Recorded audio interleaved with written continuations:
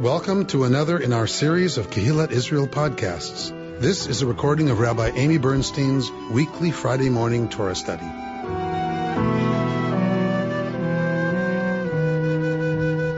So I started with Dvarim, but we're going to do something a little different, just kind of like we did with Lag BaOmer, because it spoke to me.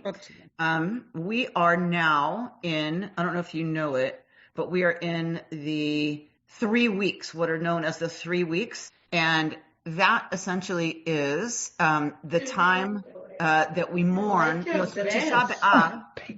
Tisha B'Av is the holiday where we mourn the destruction of the temple.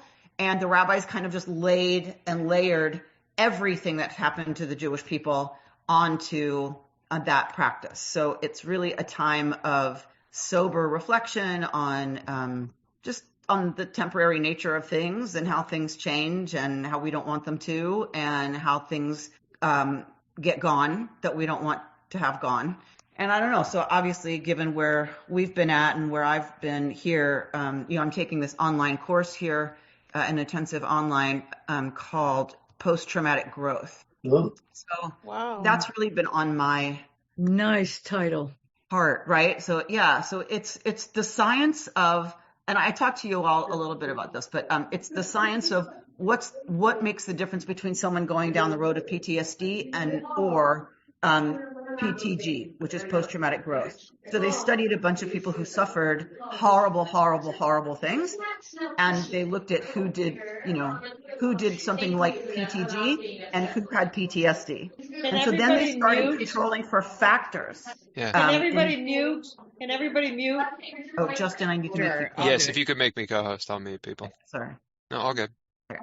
So I've been reflecting on kind of how does that for me? What does that mean for me to lean towards PTG instead of PTSD? And certainly part of it was nature, and come back to the land and come back to unstructured time and just having days where you just walk and are. And that certainly has been incredibly healing. Being with friends who you trust, who really, really, really know you and love you anyway. That really has been really, really important. So all of that brings me back to my better self, which I have needed to do and will insist on doing it sooner next time, so I don't hit the wall quite as hard as I did this time. So anyway, given that that's what I'm holding and trying to think about the Palisades, I'm part of me and my Presbyterian colleague are part of the Palisades long-term recovery group.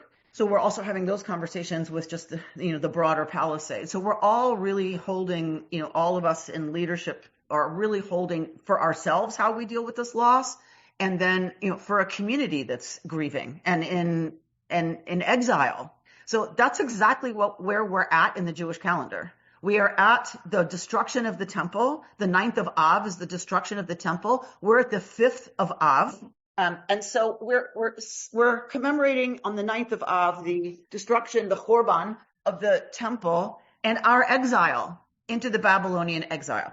And so that is the 9th. This is the 5th. But there's 3 weeks in the summer here, these 3 weeks, where we read Lamentations, Echa. We read different parts of Tanakh that the sages assigned to these days as texts of exploring both devastation, loss, grief, mourning, and consolation, right? They didn't just give us the heavy stuff. They also gave us, a bunch of material that one of which we're going to look at today, that we don't usually get to. I know Judith has reminded me over the years that we don't get to Haftarah. We don't get to the prophets, very much. So we're gonna do a little bit of that today.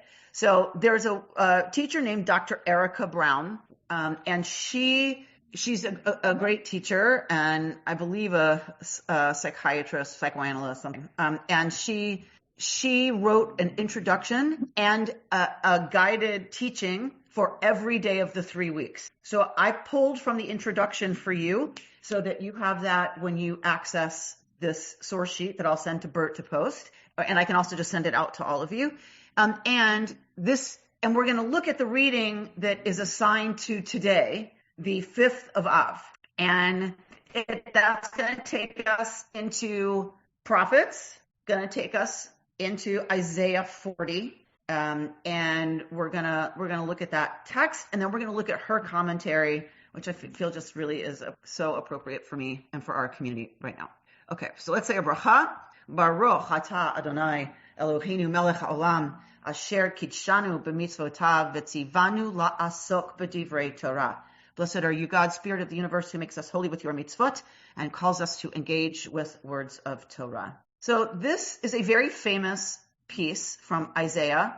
I'm going to leave Rashi up on the screen so that if you want to see Rashi's commentary, you'll get to see how it works in Sefaria, right? So I just opened resources and then I went to Rashi on Isaiah 40, okay? So all you have to do, look, you just close it. If I just click, right, it opens. If I click on this verse, it opens all this stuff. And I'm just going to go to commentary and click Rashi. That's all you have to do. You can study the text with Rashi. All right, so I'm going to leave it there because I'm not going to spend too long unpacking all of this. I want you to become familiar with this text a little bit, and then we're going to look at Erica Brown's, what she has to say. So this is the prophecy of consolation to the Jews, the Israelites who have been exiled. And it's a vision of return from exile, okay? This is the second part of the book of Isaiah. The first part of the book until chapter 40 is its own collection. This is second Isaiah, also known as Deutero-Isaiah. And so this is about the fulfillment of the consolation that God promises to Jerusalem. It also speaks to the theology of, like Deuteronomy, which we start this Shabbat, like Deuteronomy, any kind of thing that's done in devastation to God's house and God's land and God's people must be, on some level, permitted by God, right? God is all powerful. Therefore, there is no way the Babylonians could have destroyed the temple unless God permitted it. So that is definitely the theology here as well. So we bristle at some of this theology. But when you think about it, which would you rather? A God who's completely in control and has decided this is a way to chastise the people for straying from their values, from Torah values? Or is it better to think that the world is a completely random place and whatever power of the day rises can do whatever it wants? I don't know about y'all, but I'm pretty scared about the latter. And you know my theology, but it's like, it's still terrifying. Like, it's not a whole lot more comforting that people take power and then a Babylonian empire rises and can crush you and everybody else under its foot like a bug. So this might not be comforting, this theology, but this prophecy is meant to be comforting. And for these people, or at least for the prophets and the prophetic schools, this theology that God allowed it to chastise us was more comforting than a world that's just complete and utter chaos. And that would have been true in the ancient world, for most people, is that they didn't have much control over anything, right? So this is Isaiah 40, verse 1. Nachamu, nachamu ami, yomar Elohechem. Comfort, comfort my people, says God. Speak to the heart of Jerusalem and call to her and tell her that her time of service is full. Her guilt is paid off, that she has received of God's hand double, b'chol chatoteha, for all of her sins. Kol koreh bamidbar, a voice calls in the midbar, in the wilderness. Panu derech Adonai, clear a derech, a way, a path for Yud-He Vav-He, level in the wilderness a highway for our God. Let every valley be raised, every hill and mount be made low. Let the rugged ground become level and the ridges become plain. That the kavod of Yud-He Vav-He, the presence, the essence, the glory of God, nigla, should be revealed. And all flesh, ra'u, will see, yachdav, together, that it is the mouth of Yud-He Vav-He that speaks. Notice, this is not just speaking to the Israelites, is it? No, it is not. So everyone who wants to say we never proselytized doesn't know Jewish history and doesn't know Jewish texts. This absolutely envisions every single basar, flesh, will understand what the prophet is talking about. They will all understand Yud-He Vav-He and what Yud-Heh-Vav-Heh is coming to show them. Okay? So this is definitely a text that is universal. I mean, it understands itself as a universal message. Kol Omer, a voice says, Kra, proclaim, Va'amar, and say, Ma'ekra, what shall I proclaim? All flesh is grass, and all goodness like the flowers of the field. And these flowers have only been on that table for a few days, and they are already going. When the flowers come from the field, they do not last very long, right? So I'm learning that. So that's why the poet uses this analogy that all flesh, right, is like grass, and all chasdo, all of its goodness, all of flesh's goodness, ketzitz hasadeh, is just like the flowers of the field that come and go very quickly. Yavesh chatzir nevel tzitz, grass withers, flowers fade. When God's breath blows on them, indeed they are but grass. This is also funeral material, right? This is what we often see read at the funeral. At the gravesite. Yavesh chatzitz, right? So grass withers, flowers fade, but the word of our God, yakum leolam, is fulfilled, is upstanding leolam, forever. Upon a lofty mountain ascend, O herald of Zion, Mevaseret Zion. Those of you who know that place in Israel, this is Mevaseret Zion, the herald of Israel. Raise your voice with strength, O herald of Yerushalayim. Raise your voice, fear not. Say to the cities of Judah, Hine Elohechem, here is your God. Hine Adonai Elohim, here is Adonai Elohim. With strength does God come, whose Zra'o, God's arm, right, brings triumph. See, God has brought along the reward. The recompense is in view. Kiro'eh edro yir'eh. So, for all of you KI people who come to high holidays, when Chaim sings this in Unatana Tokef, he sings Kiro'eh edro, right? This is that like a shepherd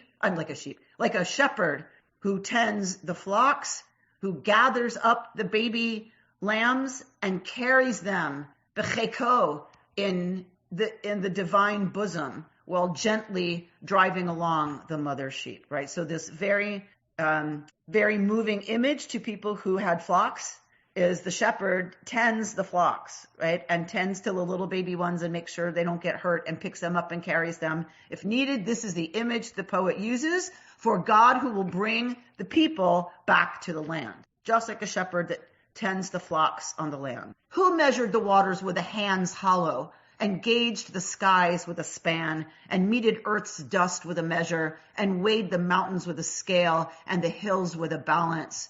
Who has plumbed at Ruach Adonai, the spirit of Yud-Heh-Vav-Heh, and who can disclose what God knows? Who did God consult, and on who bestowed understanding, providing guidance in the way of what is right? Who guided God in knowledge, and may know the path of wisdom? Of course, nobody.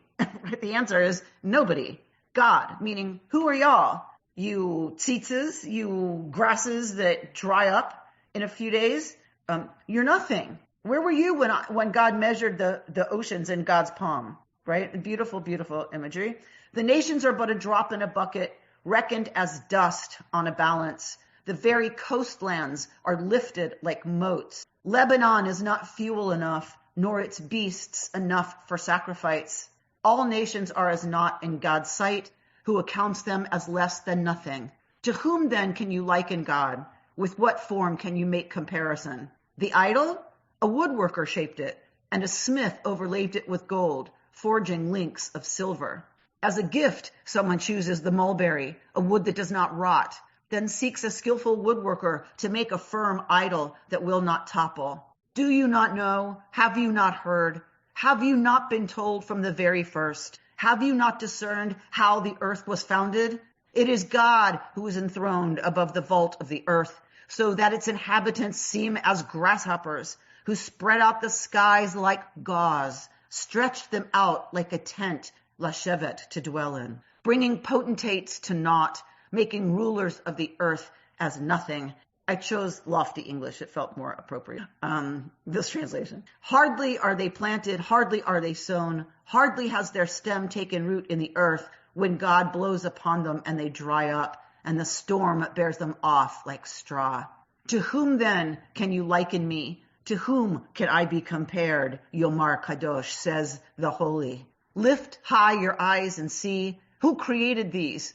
The one who sends out their host by count, who calls them each by name. Given such great might and vast power, not a single one fails to appear. This is about the stars and the hosts of the heavens. And we have this line, remember we sang this at the women's retreat about who can number them all and calls them each by name. The poet is using that metaphor here as well. Why do you say, O Yaakov? Why declare Yisrael? My way is hidden from God. My cause is ignored by my God. Why would we say that? Because Jerusalem was destroyed, right? And everything's gone and it burned to the ground. And because it had so much oxygen in the stone, Jerusalem stone has so much oxygen in it that it explodes when it heats. So Jerusalem literally blew up and everyone carried off, right? Do you not know? Have you not heard? The eternal is God from old, creator of the earth from end to end, who never grows faint or weary, whose wisdom cannot be fathomed, who gives strength to the weary, fresh vigor to the spent. Youths may grow faint and weary, and young men stumble and fall. But they who trust in God shall renew their strength. As eagles grow new plumes. They shall run and not grow weary. They shall march and not grow faint. So this is chapter 40 of Isaiah, meant to comfort an incredibly devastated people who, by all rights, should have been gone with this episode. Right? They should be gone because they were, once you're not attached to the land, once you're God and your deity and your whatever, and you're no longer attached to the land and the language and the seasons and whatever, your religion that's tied to that land is gone. Israelite religion was very tied to the seasons of Israel. And so all those religions that were tied to those places were devastated and gone once the Romans came and crushed them. Romans, whoever, but we were the Romans, right, in 70. We come back to the land after this exile. Not everybody, though. Remember, a lot of people stayed in Babylonia. That's how we had a Judaism that survived the Churban of 70, is that these people, not all of them came back from this exile.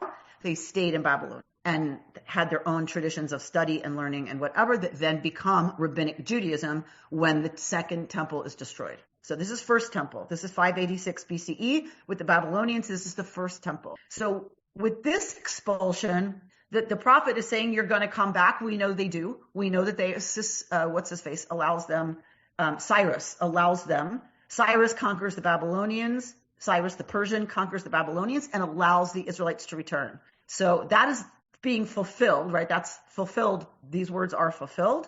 And of course, the leadership is very upset with the folks who don't come back. But the prophecy is given to a people that at some point has no reason to believe it's going to be able to come back. So right now, it's exactly where some of us are sitting, that we don't have any assurance that we can come back. But we're not ready to say, therefore, give it all up, go away, don't even come to a Zoom, because why bother? Because our community is devastated and we're now in exile and we're not going to see each other again. That just is not where we are.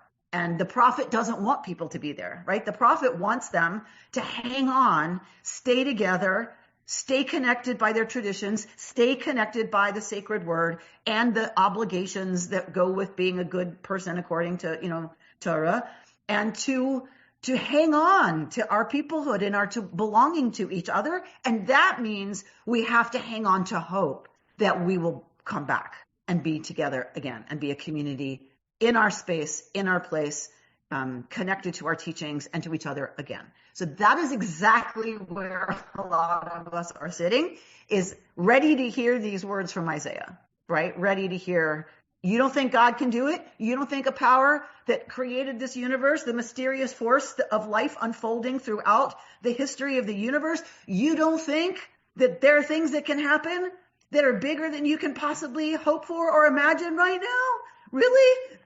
Go outside. Look up at the stars, which you can actually see here. Go out and look at the stars. Really? It's bigger, vaster than you can possibly imagine. How dare you not believe that it's possible for God to help us, strengthen us, carry us till we can come back together again? How dare we? So this is the prophet. All right. So I want to show you some of the words of Dr. Erica Brown that I found just really profound right now. All right. So this is from the introduction, and she's talking about the difference between the fasting that we do at Yom Kippur and the fasting that we do at Tisha B'Av, and during these 3 weeks of grieving. And she says the Day of Atonement, that repentance is personally cathartic, hopefully, for each of us when we have the courage to do it for real, right? It's personally cathartic. Tisha B'Av's mourning, she says, is nationally cathartic. It allows us to grieve as a unit and then move on, strengthening our national identity by rebuilding from the ashes of memory, which is, profound. I just love that. In Against Identity, Leon Wieseltier argues that identity in bad times is not like identity in good times. The vigorous expression of identity in the face of oppression is not an exercise of narcissism. It is an exercise of heroism. And yet, despite the benefits of such a communal enactment of history, such an implantation of identity and even heroism, the Jewish community at large has not embraced Tisha B'Av. I'm wondering about our own relationship to this holiday after our town blew up and burned to the ground. I'm just curious to see, right, like what we reconstruct from this. I'm not going to read a lot more of the introduction because she has a lot to say about this piece that we just looked at, but she quotes Cicero. History is the witness that testifies to the passing of time. It illumines reality, vitalizes memory, provides guidance in daily life, and brings us tidings of antiquity. So what she's talking about is the importance of us studying our history, knowing the destructions that we've suffered and that we have come through, right? History in its most profound sense is the joint language of pain that forms the crucible of peoplehood. In simple human terms, we know that when strangers undergo a tragedy together, they form intense and unique bonds. Something life-changing happened in the presence of another, and both parties may be transformed forever as a result. Both need each other as reminder and witness. So she's talking about the power of national mourning and nationally re-experiencing the trauma of catastrophe, because it binds us as a people in a way that nothing else really does. It's not that we like it. It's not that it's happy. It's not that we want it. It's just true. You've heard of trauma bonding. Well, our community's gone through a major experience of trauma bonding, both through COVID and through, the Palisades fire. So she says, each year we encounter these texts anew. We read them into recent news broadcasts and personal distress. We marvel at the way that these ancient voices pierce our modern reality and offer a way of understanding a world that can seem confusing and disoriented. I don't know about y'all, but when I turn on the news, I'm pretty confused and disoriented. I don't know about y'all. Anyway, all right. So now we're going to this text that we just read, and if you'll recall, one of the early verses of the text says, "Speak tenderly, dabru al lev Yerushalayim," right? Speak to the heart, lev Yerushalayim. Speak to the heart of Yerushalayim, right? And call unto her. So this is a haftarah, of course. It's the sages pick it as a haftarah. So this is the text for her for this day, the 5th of Av. In a well-known haftarah from Isaiah 40, the prophet utters the words that Handel turned into song. Comfort, O comfort my people. The verse continues with an instruction of what to say, but first specifies how to say it. Speak tenderly to Jerusalem, meaning speak to her heart. That's what she's saying. That's what speak to the heart of Jerusalem means. It means speak tenderly to her and declare to her that her time of service is over, that her iniquity is expiated. Tenderness is a difficult term to define. In the dictionary, it's described as soft, delicate, fragile, easily broken, thin, fine, and slender. After all the cruel or indifferent exchanges A conversation of reconciliation begins with tenderness. The recognition that both parties are fragile and can, at any moment, be broken. God tells Isaiah to speak tenderly. This is not a solution. It is a method. Tenderly, Isaiah tells his people that there is a path through the chaos.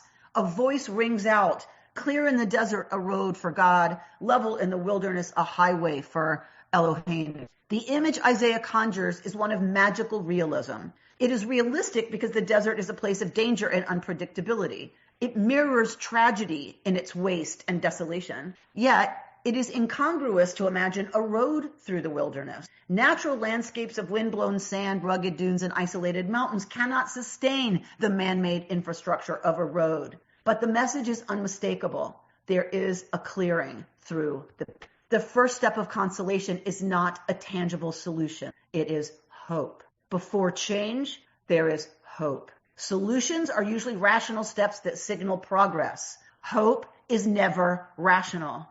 As Elie Wiesel once said, just as man cannot live without dreams, man cannot live without hope. When we lose hope, we slam the door on God. We fail to believe that there is redemptive power in the human condition. A lack of hope may be the single greatest affront to Judaism. Indeed, the hope is the title of Israel's national anthem. It is the underlying theme song of Jewish history. Perhaps this explains Isaiah's mandate to speak tenderly to Jerusalem. It is not about a quiet voice or a compassionate touch. It is an order. Communicate hope.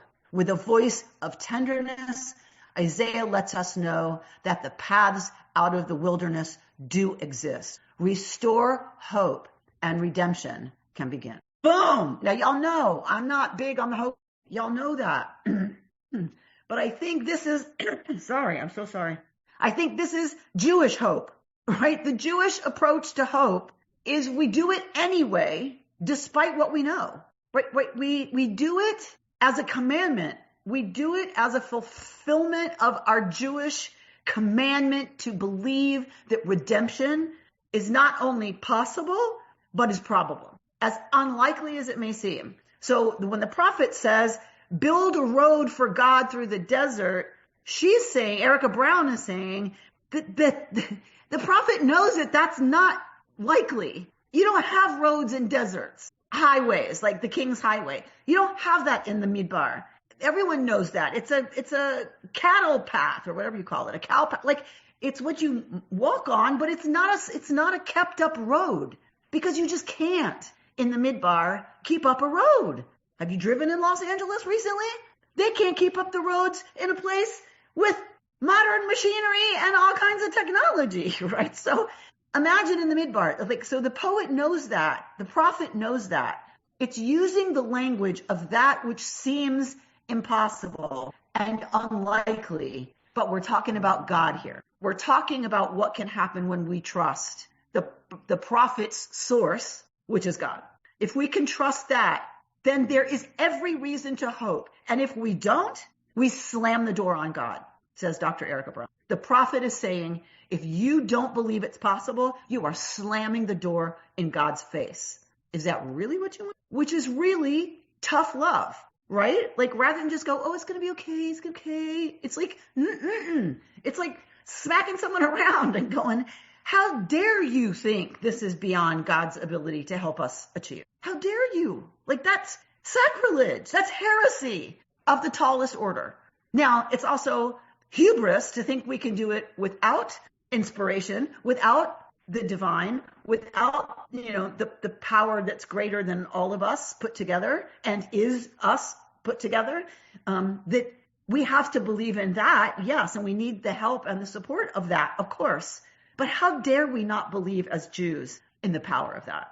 Our history has proven over and over and over again that as unlikely as it is, we are here because we have continued. Hatikva, the hope. Kol od balevav, right? We studied that. Remember, we studied that text together of Hatikva, right? Shnot alpayim, a dream of 2,000 years. It took us 2,000 years, but we did it. So in the face of that, how dare we say we can't rebuild the Palisades, that we can't rebuild KI, that we can't hang on and inspire each other like this as long as it takes. And for some people, it's going to be like this for maybe forever, that we're joining by Zoom or joining by whatever. Okay, so then what does that look like? In exile, same thing happened. They had to figure out, okay, well, what does that mean? If we can't go to the temple, what are we supposed to do on Sukkot? What are we supposed to do on Passover if we can't go to the temple on the pilgrimage festival? Because we're not allowed there. We're not allowed in Jerusalem. Well, they had to figure it out. And they did. They figured it out. And we stand on their shoulders and we inherit from them the chutzpah to believe in a dream, Shnot Alpayim, that took 2,000 years. All right. Well, this one's not going to take 2,000 years. It's just not. So who are we to complain? They did it for 2,000 years. We got 3 to 5 to get through, okay? Or whatever it is, 7 to 10. But we're going to get through it. And that's, for me, it was just like, oh, okay, of course, right? When I'm like, oh, Deuteronomy, I don't know, let me see what I can do. It's like, oh, look at that. Nachamu ami. Comfort my people, says the prophet. God can help us do anything we decide we want to do. We just have to be strong enough. We have to be strong as a people, because that's what has always gotten us. So I offer that to you as we move towards the 9th of Av. We move towards our commemoration of destruction of Yerushalayim, of Jerusalem, of all the Chorban incidents in our past. They also do the expulsion from Spain. All of it is commemorated around this time in the summer. And for those of us who went to Jewish summer camp, it was always kind of an odd thing that like Tisha B'Av happens in the middle of, your session at camp. But I just want to close with this kavanah, which was so beautiful. I was on faculty at Camp JRF, the Jewish Reconstructionist Federation camp, for years. So I took Ellie and then I sent her by herself and went and joined her for a week as I was on faculty. And I was there for Tisha B'Av, and Rabbi Isaac Sapoznik, a fabulous, wonderful colleague, he designed a program where he had them spread out butcher block paper all across the floor of the ulam, of the gathering hall, the gathering space, which is like a big airplane hangar. It's like a big space like that, a really big space. Because if there's rain or whatever, you have to be able to still gather all the kids. So it's this huge space, and he had butcher block paper put all down the middle, an aisle of it down the middle of the airplane hangar. And they burned wood the night before in a big bonfire. And he had pieces of this wood, so it was like charcoal, piles of them, all the way down the butcher block paper. Yes, Lee. And the kids were told to sit in single file all the way down the middle of the place by the paper. And each of them were to take from the burned ruins. They were to take and write on the paper what they want to see this world rid of at Tisha B'Av, what needs to go, what brings about destruction, for us, our happiness, all those things, what needs to go into the fire. And they wrote, and they wrote, and they wrote, and they wrote. And I walked around and cried and cried and cried and cried, because they wrote things like judgment, depression, self-judgment, doubt, being called names, homophobia, body shaming, dysmorphia. Like it just went on and on and on and on and on. And some of them were really painful to read, anorexia. Just cutting. Like there was a lot on that paper.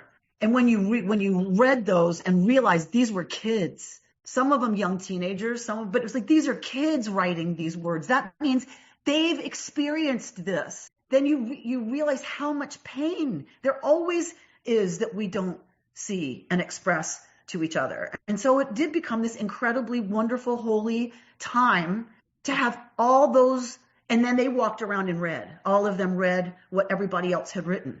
And then we rolled up that paper, and that night we had a bonfire and burned that.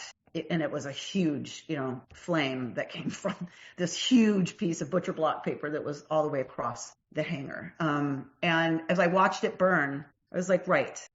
So we at Tisha B'Av, yes, we are commemorating destruction, and we are witnessing for each other there's always pain. As long as we're alive, there's pain. And we all feel it and we all experience it. No one's alone in it. And we just bring ourselves together during these 3 weeks, and especially on Tisha B'Av, to say, okay, we're gonna spend a little while nationally together as a people with our pain. And for those kids writing on that butcher block paper, it was the pain of their community, of what they experience in their community. And we need to do that, I believe, not just as Jews right now, but the 9th of Av for me is also right now a day of national getting in touch with the danger and the pain that's being caused in American society and in Israeli society because of what's happening in both places. There is so much pain happening right now and being caused right now that for me, it's a day as a people, sure, to hope and to know that we can come through stuff, and a day to acknowledge as a society, what are the ways that we are allowing people to suffer? And how do we figure it out? What do we do? We can't just give up. And so, whatever that means for us this Tisha B'Av, for me, it now is also about being an American, being, someone who supports liberal democracy here and in Israel. And what does that require from us right now as we come to this time of reckoning of our vacation? It's very Jewish. It's the middle of vacation. Everybody, workload is lighter. So what do? We mourn. As well. You can touch their pain. It's very Jewish. All right. Who was that said? I've said it to you 3 times already now, but someone said I think it was Barbara Streisand, are you happy? And she said, are you kidding? I'm a Jew. If I was happy, I'd be miserable. You've been listening to Rabbi Amy Bernstein's Friday morning Torah study from Kehillat Israel in Pacific Palisades, California. For more information, go to our website, www.ourki.org.